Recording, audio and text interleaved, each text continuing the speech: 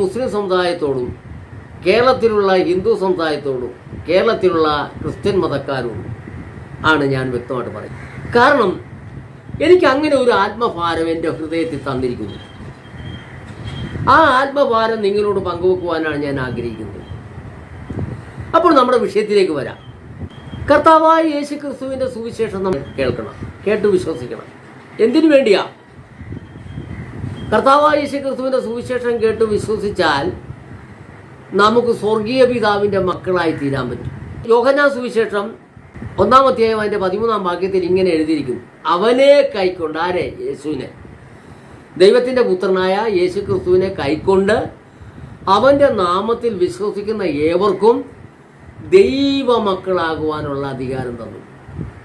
അപ്പോൾ ഇപ്പോൾ നമ്മൾ നമ്മുടെ അച്ഛൻ്റെയും അമ്മയുടെയും അല്ലെങ്കിൽ ഡാഡിയുടെയും മമ്മിയുടെയും മകളായി ജനിച്ചു.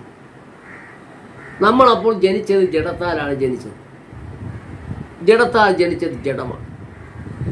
അപ്പൻ്റെയും അമ്മയുടെയും ബീജത്തിൽ ജനിച്ച നമ്മളെല്ലാം ജഡത്താലാണ് ജനിച്ചത്. ഇനി നമ്മളെല്ലാം ആത്മാവിൽ ജനിക്കണം. ആത്മാവിൽ ജനിക്കണമെങ്കിൽ സുവിശേഷം കേട്ട് വിശ്വസിക്കണം. കെടുന്ന ബീജത്താലല്ല, കെടാത്തതാൽ നിലനിൽക്കുന്ന ജീവനുള്ളതുമായ ദൈവവചനത്താൽ തന്നെ നിങ്ങൾ വീണ്ടും ജനിച്ചിരിക്കുന്നു എന്ന് പത്രോസ് അപ്പോസ്തലൻ എഴുതി വെച്ചിരിക്കുന്നു.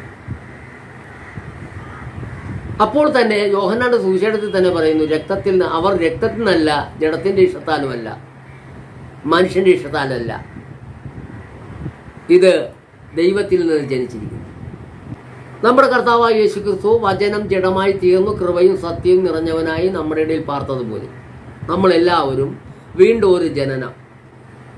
നിക്കോദെമോസിനോട് യേശു കർത്താവ് പറയുന്നു, നീ വീണ്ടും ജനിച്ചില്ലെങ്കിൽ ദൈവരാജ്യം കാണുക പോലുമില്ല എന്നാണ് പറയുന്നത്. അതുകൊണ്ട് എനിക്കിന്ന് നിങ്ങളോട് പറയാനുള്ളത്, സഹോദരന്മാരെ, നിങ്ങളെല്ലാം അമ്പലവിശ്വാസികളോ കത്തോലിക്ക മതവിശ്വാസികളോ മുസ്ലിം സമുദായത്തിൽ ജനിച്ചവരായിരിക്കാം. പക്ഷേ നിങ്ങൾക്ക് ആ മതങ്ങൾ കൊണ്ട് യാതൊരു പ്രയോജനവുമില്ല. പാവപ്പെട്ടവരായ ജനങ്ങൾക്ക് ആ മതങ്ങൾ കൊണ്ട് ഒരു പ്രയോജനവുമില്ല. കാരണം എന്താണെന്ന് വെച്ചാൽ ആ മതം കൊണ്ട് ജീവിക്കുന്ന വലിയ വമ്പന്മാരാണ്. അവർക്ക് അതുകൊണ്ട് വരുമാനമുണ്ട്. അവർ ലക്ഷങ്ങൾ വാരിക്കൂട്ടുന്നു. അവരുടെ തലമുറകൾ അതുകൊണ്ട് ജീവിക്കുന്നു.